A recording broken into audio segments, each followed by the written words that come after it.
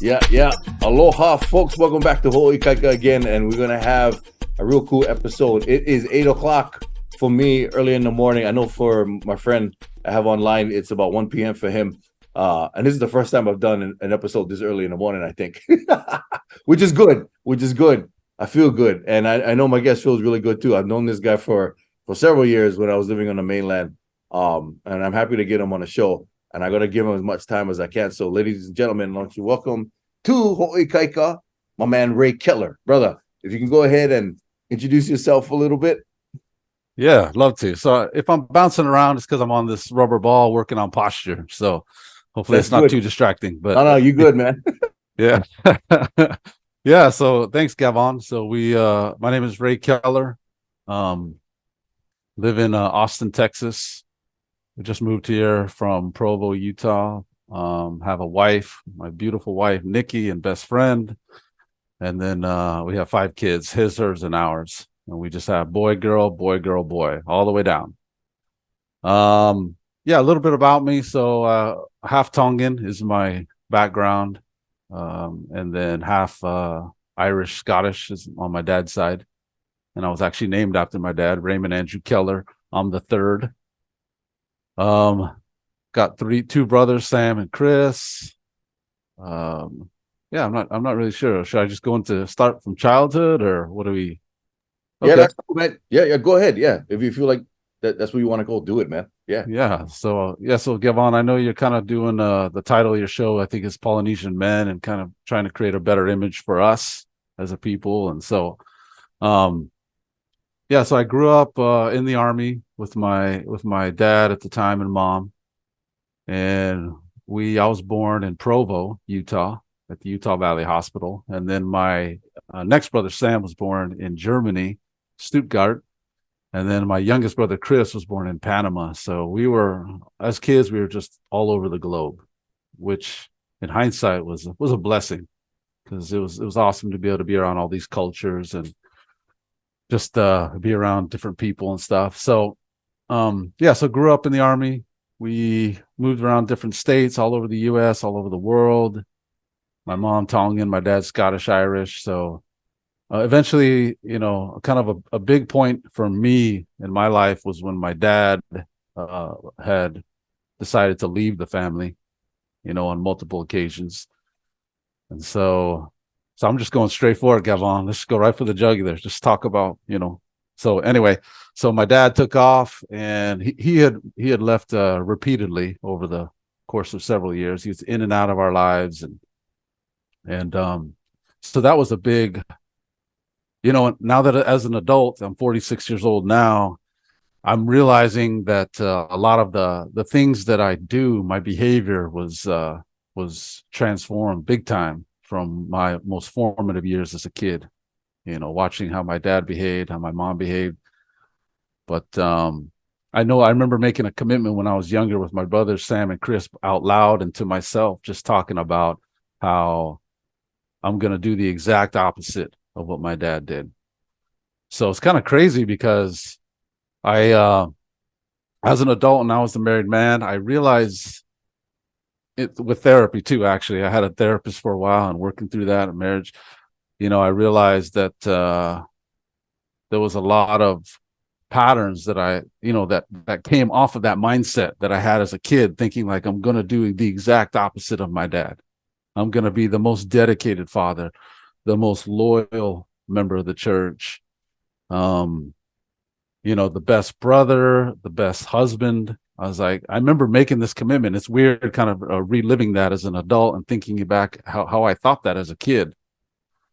But anyway, so that was a big pivotal moment for me. My dad coming in and out of the family.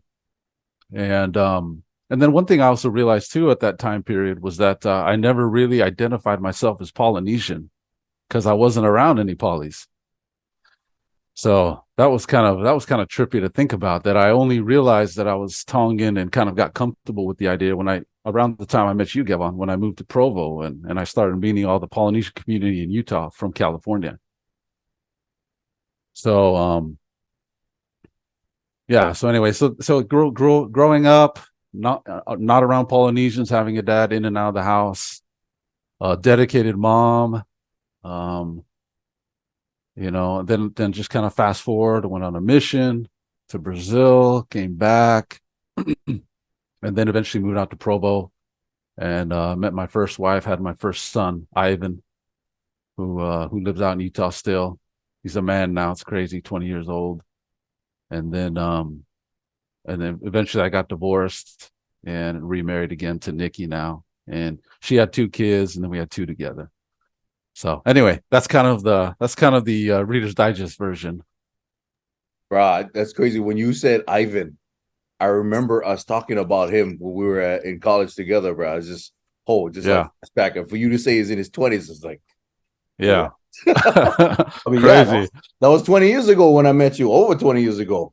Yeah, Uh, wow. And that's interesting when you talked about not knowing much about your Tongan roots, especially coming from California. Like what city in Cali did you live in again? yeah. It wasn't the Bay, where a lot of them are. Great. There was no Polynesians really. It was in Modesto, like Oh, okay. Got it. so a couple hours inland from Oakland. Yeah. So Yeah. I don't know if you knew this, but when I moved out of Utah, I actually lived in the Bay Area for a little while. I lived in Hayward for about a couple years, and Oh, then really? Milpitas for another year or two. So Okay. I was going through Modesto, and I was like, I didn't realize that was where you was from, man. Shoot, my bad. Right. Yeah. No, it's all good. Oh, it's good area, bro. Yeah, it was good. but no, I was gonna ask you too. What's your education and your professional background? Like, Okay. Yeah. yeah. So education, just high school, did a little bit of college, UVSC. I was at UVSC during 9/11. I was actually at the campus, which is UVU now. So I did a little bit of BYU, but I was similar to your former guests, a lot of them actually. I saw a similar kind of tone as far as just not excelling very well, not doing very well in regular public education. So I was like a 2.3, GPA student. But anyway, so as far as professionally, sales, I own a life insurance agency that I started from scratch from Spring City, Utah, Sanpete County down there by Snow College. I started from my basement about 8 years ago. So been doing that for 8 years, helping hundreds of families now, which is incredible to kind of look back at it all. And yeah, so I just started that because I saw a problem. As a lot of entrepreneurs kind of do. They kind of spot something that they think they can change. So I just saw a lot of, when I was researching life insurance for myself, Gavon, I was realizing that I was about to hit 40 and realizing like I'm not going to live forever. That mentality kind of changes when you hit that midlife. And so I was looking for it. And then I just realized that most of these life insurance agents I was talking to and doing research for myself were only giving me a couple options. So I just noticed early on that I know there are a lot more options than all these agents are giving me, and I'm not sure why they're not giving it to me. And so I just did a little research on my own and just discovered a couple of things about life insurance, that there are captive agents and then independent agents. And there's not a lot of independent agents because it's really difficult to do because you get no help. You're independent. You're not signing contracts with anyone, getting leads or any kind of marketing help or anything financially. So anyway, that's the problem I noticed way back then. And so I discovered how to solve that problem. I became an independent broker, and I've maintained access to all the carriers. So everyone has options. So yeah, that's all I do is I make sure everyone, like on my tagline on my website, says the least expensive life insurance possible. That's something I can do for everybody, and that's what I've done for many years. But yeah, so I'm pretty proud of that. How can what's your company name? How can people find you if they're interested in getting life insurance from Yes, you? Yeah. it's called Independent Island Life Okay. Insurance.com. That's the website and the Cool. name. Okay. I'll make sure I put that in the description so they can find you Oh, too, man. cool. Yeah. Yeah. That'll be great, bro. Glad you're succeeding, man. It's always I tell this all the time to all my friends too. Is like it's cool to see Island boys doing well, bro. It's cool to see it Yeah. because, like I said, the reason why I started a channel is because on TV a lot of times they don't portray that enough, Right. in the media and social media and stuff. So yeah, I'm glad things going well for you, bro. I appreciate that. Yeah. Uh, I wanted to talk to you about successes and challenges. What would you say were some of the significant challenges you've had in life? And if you don't mind talking about how you overcame them. Yeah, Oh whatever. yeah. Yes, sir. Yeah, go ahead. Oh, yeah, cool. Let's see. Challenges. Yeah, I mean, I kind of mentioned one right away, right out the gates, right? It's just becoming a man. What does a man look like? You know, that was a big challenge. So I had some, just watching my dad, and my dad did some good things. I don't want to just, and as do all people. We all have our weaknesses and our strengths. So I think that's probably the biggest challenge, if I'm really being honest, and is just some of the habits that I formed that I'm now realizing. And I think the biggest solution that I found so far is just being open to help, and not being afraid to talk about it like I'm doing here today, just kind of showing the skeletons in my own closet. Just so yeah, I think it's just asking for help. But that I would say that's the biggest challenge for sure, is just some bad habits that were formed that you just don't see when you're a kid. You don't have any perspective, because all you see is what's right there in front of you, who you live with. And so I saw what my dad did, and that's just how I assumed life was. And then I made choices to be different, which were very extreme on the other side, which also led to other problems. But just being able to ask for help, and whether it's a therapist or a good friend, I'm still in contact with a lot of some old buddies, Ano and Moni and Jerry and some of these guys. We still play Call of Duty, and we do mental health check with each other, while we're Nice, man. playing. Nice. Yeah. Call of Duty, playing that game is a good way to Yeah. keep you stressed. I ain't gonna lie. Yeah. Do you play? Do you do any gaming? I did a lot when I was single, and then Right. after, Right. after I got married, not so much. You know what's crazy? I was online and I found this game console that somebody had, and they were selling it for only, I think it was only like 40 or $50. But Right. those Cheap. consoles, it's one of those consoles you plug into your TV with the HDMI, and it has 20,000 games on it. And Oh wow. this is like old school stuff from like the 80s and 90s though. Right. Right. I've seen Yeah. those. Yeah, and so we got all the stuff like from Pac-Man to Centipede to Street Right. Fighter and stuff. And it's cool because I'm playing the games with my two sons, right? And we're playing stuff, and it's good to see them getting exposed to the stuff that I was into when I was a kid. Right. Yeah. But no, Contra and man, all no. those. But no, I haven't been playing Call of Duty because I'm afraid that if I start, Yeah. might spend less time doing stuff. Right. That's No, just me, though, knowing how I am. right. No, same here. I avoided it for years, but it was just fun to kind of reconnect with those guys, and Yeah, because we live far apart, yeah. and to just create some kind of an environment where we keep it down to Mondays and Thursday nights, for a That's couple good. hours. Yeah. See, So we keep it reined in, but see, that's good. That's you talking about the definition of a man. Like one of the things as a man is to know your limits and constrain yep. yourself, right? Discipline, right? Yeah. Right. What other games you guys play besides Call of Duty? Yeah, oh no, that's it. Yeah, Well, just because, okay. like you said, we're hesitant to get involved in too much, because we all have the same 24 hours in a day, and we got kids, and and wives and stuff like that. So That's cool, man. I think that's yeah. cool.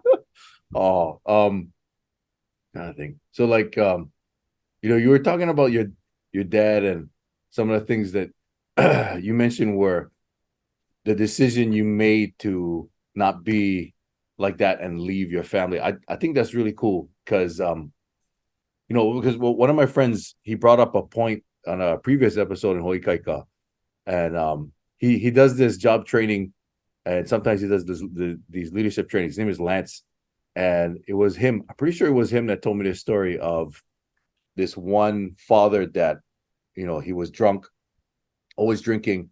Same idea, left the family, and he had two sons. One son followed the same path. He was addicted to alcohol and Mhm. was kind of like a deadbeat dad basically. And they Right. asked him, "This is oh, so why are you the way you are?" And he said, "I watch my dad." And then they asked the other son. The other son, he had a family, he had a job, he was fine. He didn't drink alcohol at all. And then they Right. asked him, it's like, so why are you the way you are? And he said, I watch my dad. Same reason. Yeah. Exact same reason, but Yeah. two different decisions. So like, how sometimes people are like, oh, I'm like this because of my environment, because of, how I grew up with my parents. And then when the reality is, it's all you. Yeah. You make the choice. You got to hold yourself accountable as well. I mean, guarantee you got those influences, but still, Yep. you made the right decision to be different, man. So that I got to commend you for that, bro. That's really No, cool. I appreciate that. Yeah. I mean, like I said, there's still, the mind is so crazy, man, just to learn about the origins of things that you do. A lot of us say things like, I know, you know, we, one thing I discovered is that when most of the things that I say, I know, that I start out with sentences, I know this, I know that, it really should be, I believe. It's really, there's some kind of, I don't know how to explain it, but there's some kind of peace that comes in acknowledging, um, a lot I think we just kind of parrot things similar, like we talked about earlier. The behavior just kind of is a mimic. We're mimicking our parents, but our speech too, our language, we just pretend like we know everything. And so there was a lot of peace that came to my mind when I realized that about myself anyway, is that I just believe a lot of things. And someone shared it with me, and I just believe. Anyway, it's kind of a weird comment, but do you get what I'm saying at all? Oh yeah, I got Yeah, you. Yeah, yeah. yeah. So Oh, go ahead, go ahead. yeah. So anyway, that's just one little thing that I've shared with other people, with Anomoni, and just anyone that I know, is that it sounds sort of weird to say, but to know that I don't know is to acknowledge that I don't know as much as I thought I did, is actually, there's more peace that comes to me with that.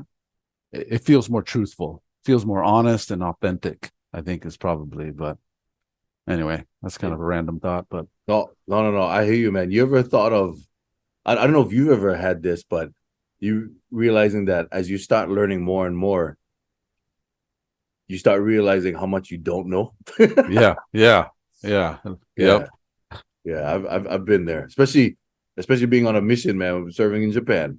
right, When I was learning the language, the more I started diving into the language and learning, I'm like, man, I really don't have this language down.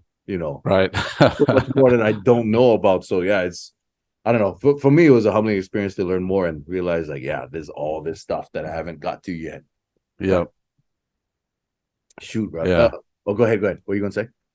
yeah. No, I mean, we talked also about some legal stuff. I don't know if you want to get into that, but Go ahead, brother. Oh yeah, yeah. So I mean, a lot of people. I've done a few podcasts with other people, and in the spirit of just trying to help people realize a couple things. Like one big thing was that I was arrested, and you had a guest on. Spencer will get a laugh out of this when he hears this, because I ran into I was one of the people he sort of alluded to. I don't think he was thinking of me. I don't think at the spot when he told you that, but yeah, I was yeah. one of those guys that ran into Spencer, and that was kind of a funny story. I was arrested, and the long story short is that not everyone that goes to prison is a bad person. I think a lot of times people think that. I was an elders quorum president at the time. I was arrested in front of my neighbors, and so I went to a jury trial, and and every single person on that jury found me not guilty. And so all of it was just, but the amount of money that was spent and the humiliation, being arrested, and there's a process that happens when you're arrested that's very kind of dehumanizing, you know. But I think that's kind of a big misconception that I think it'd be good for people to hear, that just because someone's arrested doesn't make them a bad person. I don't think I was a bad person. The jury didn't think I was a bad person, my neighbors. But I mean, I can go into more details on some of that, but I don't know, what you'd like to hear, Gavon, or what anyone like to hear. But that's just something I think everyone should just remember, that people go to prison that shouldn't be there at times, and don't necessarily deserve to be there. It's kind of like that old joke, though. Everyone's innocent in prison. Yeah, I heard that. Yeah. But yeah, so I mean, yeah, so that was an interesting experience to go through that, and and I have a jury, and there's a lot of things I learned with that. I'm trying to think of what they are. I haven't talked about it with anyone in a while, but I think that's probably the overarching thing that I just want people to remember. You know, so to be a little more forgiving, a little more understanding if someone has a history of going, because I was facing 10 years, and that's pretty scary. That was a big stress on the family. But anyway, That's cool, bro. Thanks for sharing that, man. Because yeah, there is that stigma, like when somebody's has a record, they're bad. Stay away from them. yeah, Yeah. There was another guy. I don't know if and I got no problem sharing it because he was on the podcast too. You remember Martin Palmer? Remember Martin? yeah, of course. So he was talking about when he was a youth, what happened to him.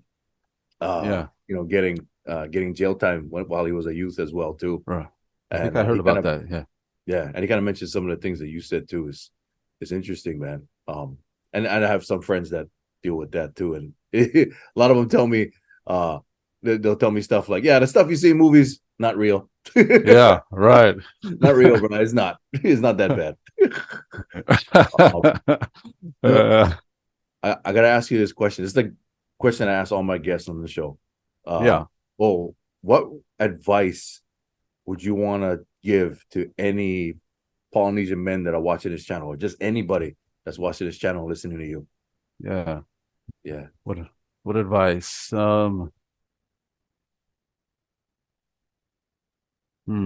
Yeah, I mean, I think I kind of said it, and it sounds almost cliche, but you know,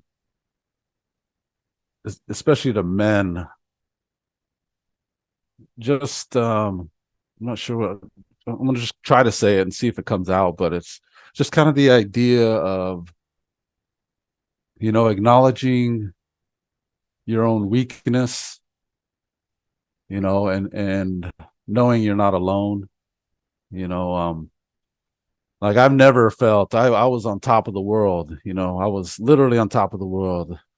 Speed, athleticism, strength. I mean, just awesome things that I was, that was my life. And then it's just as you get older, the midlife crisis, they call it. I don't call it a crisis, but it's definitely is kind of the pull the rug out from underneath you. You kind of wake up a little bit, and real life starts to hit you. Like I said, you're not as fast. Your brain doesn't function as quickly.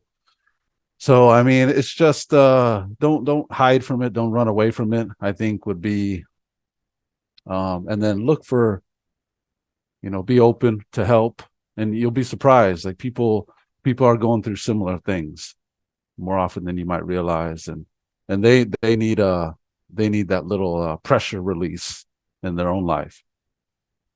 And so friends can serve that purpose. It doesn't have to be a therapist, but therapist is what I use and still use. I see him, every 2 to 3 weeks. I do it with my wife.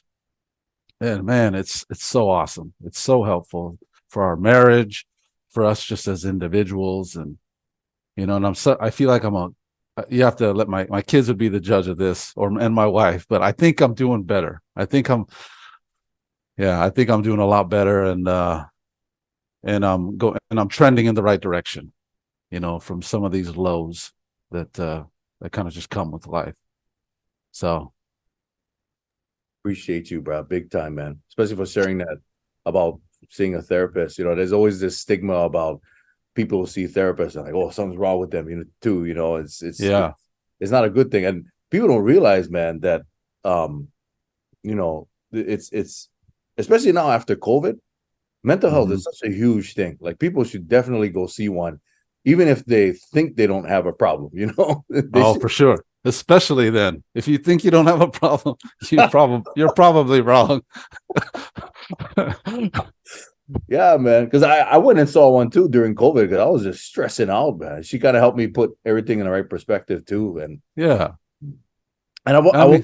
Oh, go ahead. What are you gonna say? Yeah, and I was just saying, and I'm not saying that. Like I said earlier, it could be just a good friend. It could be your spouse, but there's just things you don't see from you, and you can't see. It's just not possible from your where you stand. There's just things that are outside of your view, And so having someone else it's a good idea. It's a really good idea. Yeah, amen, brother. Oh man, no, seriously, I appreciate you doing this show, bro. Because I'm gonna make sure a lot of people check this out. I'm gonna blast you Awesome. on Facebook, on LinkedIn. Yeah. I don't know if you're watching it, but I've been posting like all the different episodes on LinkedIn too. So I did notice that. Yeah, that's awesome. Nice, Gavon. Get you some exposure. Oh no, thank you, man. What are you talking about? But yeah, folks, I mean, you've heard what Ray talked about, the challenges he had to deal with and the successes that he's had. And I actually remember you mentioning to me back in college about some of those challenges. You didn't go into much detail, but you told me some of those things too. And just where you at now, it's cool for me, bro. It's good. Like yeah, it is good. Yeah. When you said you're in this better spot, I was like, hell yeah. Like, heck thanks, yeah. dude. Yeah. Yeah. It's so awesome. I'm really loving life now. I mean, it's still rough, but like I said, trending. The trend is your friend in the stock market, my investments, everything. It's like my business, everything's trending up, and that's a good thing. Well, bro, I'm gonna tell you this, man. If you ever gotta text somebody, don't forget, man, you got me now. Like I even nice, Kevin. And I tell this to all the guys that I talk to online because I know how powerful it is to have that network of guys, especially dudes. You just talk to every once in a while. Women, they talk about like women's always relying on their friends, they're always talking and stuff. Guys need that, man. We need that too. We do. Yeah. Yeah, Gavon. Same to you, man. Seriously, take me up on that. Like I would love to get your call, man, just to chop it up and okay. Yeah. I'm gonna take you up on that, Yeah. And if you ever want to play Call of Duty, we have a good time. Okay. I gotta think about that one because I know I'm just gonna be on all night. But yeah, no, I'll let you know for sure. No, we help each other there too. Like, no, okay. it's not COD night tonight. Sorry, guys. It's time with the wife and kids. So that's good. Okay, I'm gonna need that. No, seriously, Ray. Thank you so much, brother. I appreciate you, man, for doing the show. And folks, don't forget, contact Ray for anything, especially if you need life insurance. And thanks, brother. Make sure you check out this episode, bro. No, thank you, man. Thank you for watching Holy Kaika. And Ray, you take care of yourself, brother. All right. Talk to you later, Gabon. Good job, man.